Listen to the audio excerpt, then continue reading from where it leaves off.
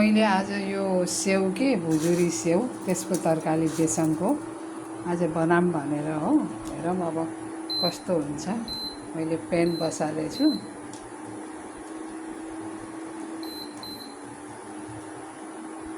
धेरै हाल्न पर्दैन, 2-3 चम्मच तेल हालिदिने। अब यो तात्यो भने चाहिँ यो अलिअलि इलायची सुकमेलहरू यो हालिदिने। अलिकति जिरा पनि हालिदिने थोरै। अब यो दही, यो लसुन अदुवाको यो मसलाहरू, पियाज, यो टमाटर, यो सेउ, यो सबै अहिले म हालेर देखाउँछु। अब यो पियाज छ नि काटेको, यसमा एड गरिदिने।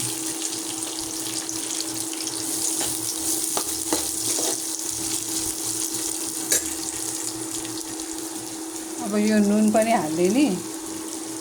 अब अलिकति स्वाद अनुसार आफ्नो नुन कति खाने हो। अब यो सबै मसला यो लसुन अदुवाको पेस्टमा मिक्स गरिदिनु। जम्मै हर्दी, यो मसला सब हालिदिने। यो मसलाहरू मैले सब मिक्स गरेँ यसमा हाल्नलाई। प्याज अझै रातो भएपछि अनि यो दही पनि अलिकति हाल्ने यसमा। यो चाहिँ यो भुजुरी यो चाट मसलाहरू बेच्छन् नि चनाको, त्यसैको रेसिपी हो के। टमाटर स्याउ रेसिपी भन्छ कि यसलाई, बनाएर हेर। अब यो पियाज चाहिँ अब अलिअलि ब्राउन हुँदैछ अनि एकदम हाई उमा पनि भुट्ने होइन, ठिकै मिडियममा मैले 12मा राखेको छु। अब यो मिक्स मसला छ नि यो हालिदिने यसमा। अब यसलाई एकछिन राम्ररी भुटेपछि अनि बल्ल टमाटर हाल्ने। यसको जब मसलाको स्मेल आउन थाल्छ नि अनि टमाटर हाल्दिने। यो टमाटर अलिकति थोरै गुँड कि यो भेली गुँड भन्छ, अलिकति हल्का हालिदिने। यो चाहिँ मारवाडीहरूले धेरै यो डिस बनाउँदो रहेछन् कि, पापडको तरकारी, यो स्याउको तरकारी। यो इन्डियाको यो मारवाडी डिस हो कि। मैले पनि आज यसो बनाएर हेरौँ न।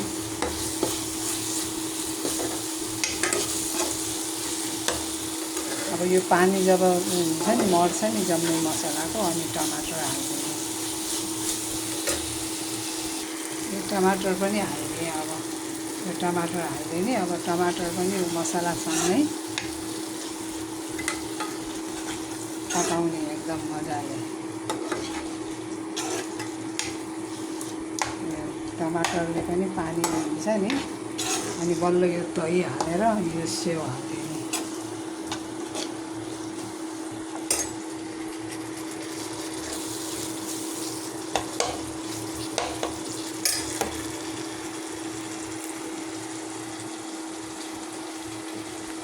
यो दही धेरै हाल्ने होइन, टमाटरै खट्टो हुन्छ। यो अलिकति यो दही चाहिँ यो हालिदियो भने अलिकति यसको स्वाद।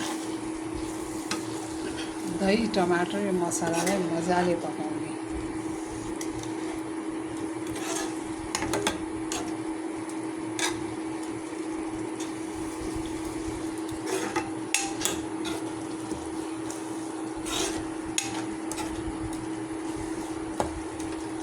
कहिलेकाहीँ स्वाद चेन्ज गर्नलाई मान्छेले अब अनेक एउटै आलु, गोबी यो सब खाँदा खाँदा मान्छेले अलिकति डिफ्रेन्ट चेन्ज गर्यो भने अलिकति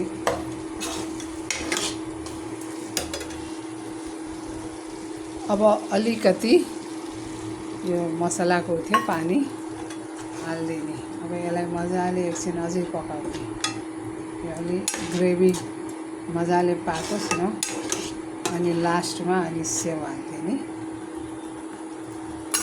यो आजकल प्याकेटमा पनि पाइन्छ कि, माटहरूमा स्याउ किन्न प्याकेटवाला ल्याएर बनाउँदा पनि हुन्छ। बिकानेरको दुनियाँ आइटमको सेउहरू पाइन्छ नि बजारमा।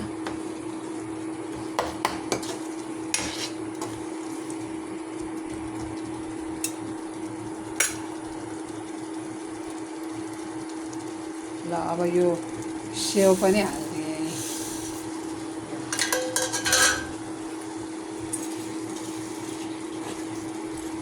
बनाएको छु है, तर टेस्टी नै हुन्छ होला, किन यो बेसनको आइटम हो नि त। जस्तो हामीले बेसनको पकौडी बनाएर कडी खाइन्छ नि, यो चाहिँ सेउको रेसिपी भयो।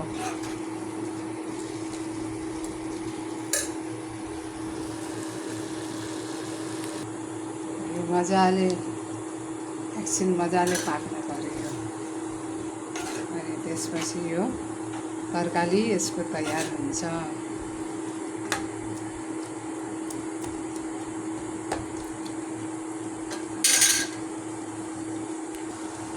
यो हिजो मैले सेउ लिएर थिएँ मार्टबाट, आधा अहिले बनाएँ आधा राखेको। यो प्याकेटमै पाइन्छ कि, यो 120 रुपियाँ, यो सानो चाहिँ प्याकेटको हो यो।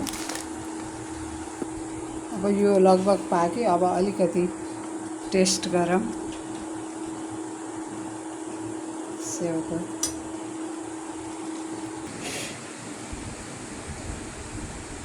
टेस्ट गरेको खुब मिठो रहेछ। मैले पकाएको थिएँ फर्स्ट टाइम यो सेउको, वन्डरफुल।